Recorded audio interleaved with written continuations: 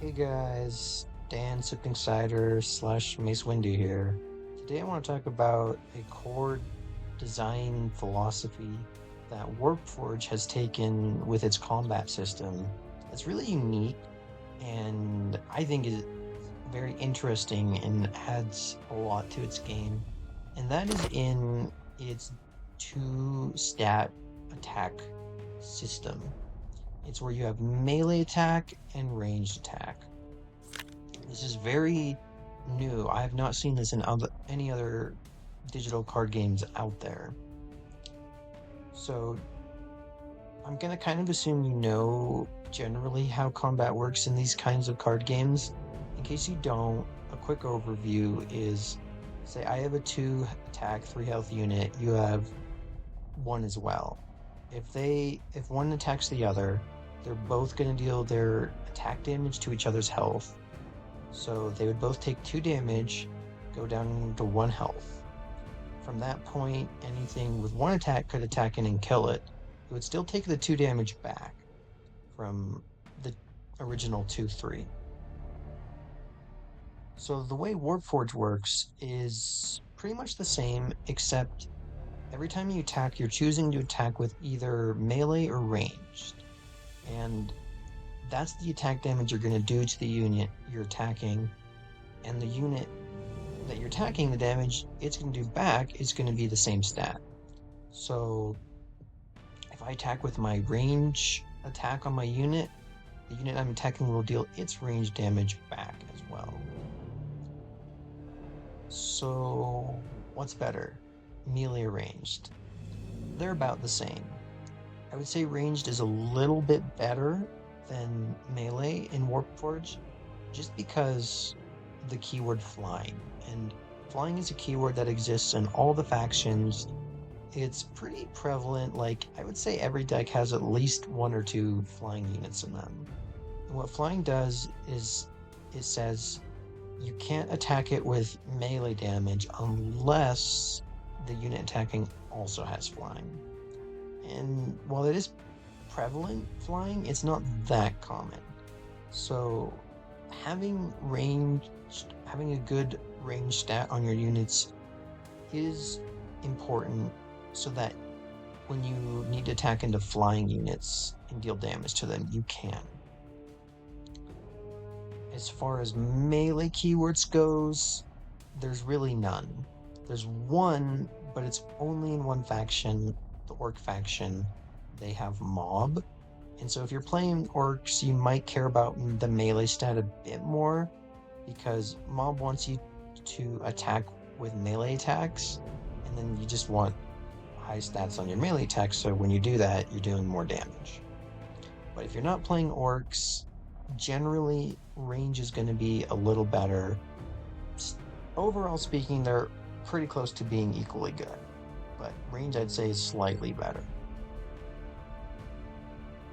Alright, so what is a good amount of stats to have on a unit, and how do we evaluate the stats we see on these cards? Well, it's pretty close to Hearthstone. You generally have this formula of like mana cost attack, mana cost health +1. So like 1 mana 1 2, 2 mana 2 3, 3 mana 3 4. Okay, so what about when you have 2 stats? What are you wanting? Well, you're really wanting a split in both. So like 1 mana 1 1 2, 2 mana 2 2 3, 3 mana 3 3 4. That's very solid for Warpforge. What you generally don't want in Warpforge is low stats in either of these. And usually this comes with... Oh, hold on. Oof, chest pain. Okay. So usually what's very common is you have like really high stats in one and really low stats in another one. They do that a lot in this game. And generally speaking, that's not as good as having medium stats split between the two. So like 2-2, much better than 4-0. I'm ignoring the text for now, but I'll get into that in a moment. But like for vanilla creatures with ignoring text on the cards, you want it split. The reason is like, oh, 4 attack. Man, I can hit their warlord for 4 damage. Isn't that awesome? Yeah, but anything that attacks into it is just going to attack into the lower one, and like if it's a 0 as your lowest stat, people are just going to attack with the ranged. In this case, that's what the purple is, ranged, and they're going to take no attack damage back. Whereas like Gauss Warrior, sure, I attack into your warlord, I'm only doing 2 damage versus this guy's 4, but then when the warlord attacks into this, I'm always doing 2 damage back. When the warlord attacks into this guy, it's taking 0 damage back because they're just going to switch to ranged. And every warlord has 2/2, save one Tyranid warlord, but we're not talking about him. But also just other units. Other units, there's a pretty good split between ranged and melee overall. So they're just going to attack with their high range attacks into stuff that has 0 or 1 for their ranged attacks.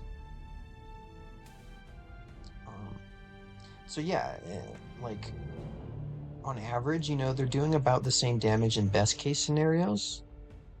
Like, let's pretend this had 3 health. So like, okay, this attacks into the warlord, does its 4, warlord attacks back, takes 0, this dies, in total did 4 damage. Gauss attacks into the warlord, does 2, takes 2, goes down to 1.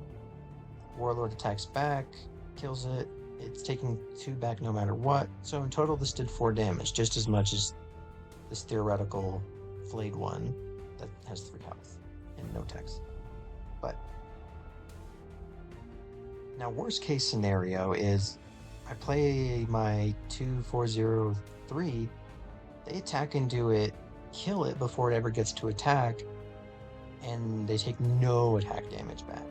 Whereas if they try to attack into this to kill it, they're always taking 2 damage back from every attack. And that's why having the split attack is much better than having like stack stats in one of the two. Now there's some common keywords out there that can make stack stats a little better. And that is flank or fast, which is very similar, and it's just something that guarantees it's getting in that big hit. So you never have that worst case scenario where it never gets to at least attack once. So stuff with flank, like Scorpic Destroyer, it's okay that its stats are stacked because it gets that guaranteed 1 attack in. Another common keyword that we see that kind of helps guarantee that 1 hit is stealth.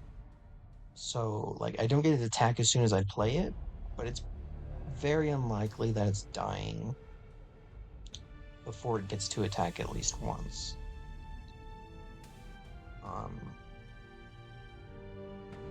Another keyword is flying that can allow you to have stack stats in range. So let's take a look at Doomsafe. Like, normally I would say this is terrible stats for a 5-drop. Like, having this 2 low attack means it can just be taken advantage of with melee attacks. But remember, flying means melee attacks can't attack this unless they also have flying, which is pretty rare. Like, it's not super common. So having high range and low melee on flying units is okay. I still think like flank is better, and Doomscythe is awesome because it has flank and flying.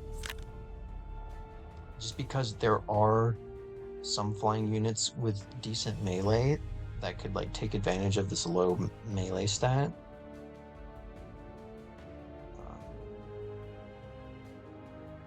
But most units don't have flying. Most units that are attacking flying are going to have to use their range. So, yeah.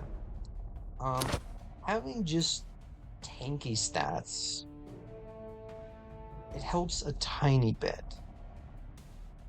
Like, this Armor 2 5 health on a 5-drop is makes it a pretty sticky card, meaning it has a higher chance than like if it didn't have the armor 2, this would just get eaten alive on 5 with the 0 range stat.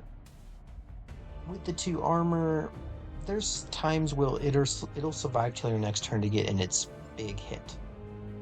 That said, there's a lot of times where it still won't, and it'll just get killed for free. Lich Guard is still a fun card, but you just can't think of this attack stat as being very meaningful. Really, you think of it as like 0 attack tank, right? It has Vanguard, Armor 2. It's just slowing down the opponent's board, protecting your other units. You bring it back with Remnant, and you just like completely slows down your opponent's game plan. What it's not doing is dealing damage. Most of the time, your opponent's going to be able to kill it without taking any damage back.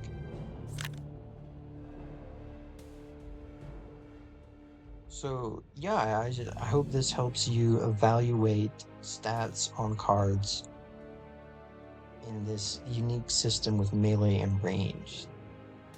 There's a lot of text on a lot of cards, so there's a lot of like context matters, but just in general, like when you're drafting, building decks, you want split stats. If you're gonna have unequal stats, range is usually better than your melee stat. And if you have super stack stats, that can be somewhat okay on units with the keyword of flank, or if you have high range on a flying unit, or any stack stat on stealth. One other thing I did want to talk about is sometimes it can also be better to have high attack stats when you're going to try to trade this unit into a big unit. And what this means in practice is if your unit is going to die after its one attack, meaning nothing ever attacks into it for it to get its attack back damage, yeah, then you want a higher stat. This is pretty rare. A lot of the times you're attacking into warlords who have pretty low stats, meaning your unit's going to survive, meaning it's going to be their attacks into it that kill it, meaning it's going to get its attack back.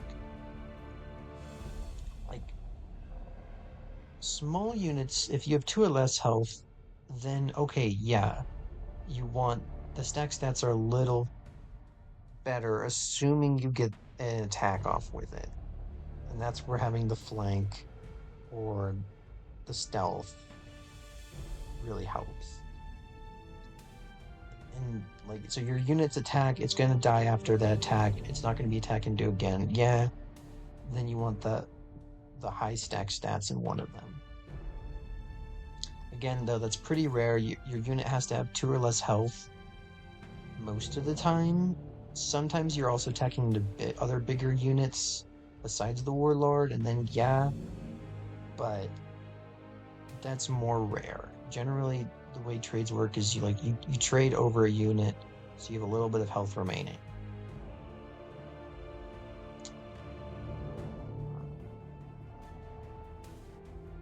Yeah, that's kind of the philosophy I take. Again, I've only been playing this game for about 2 weeks.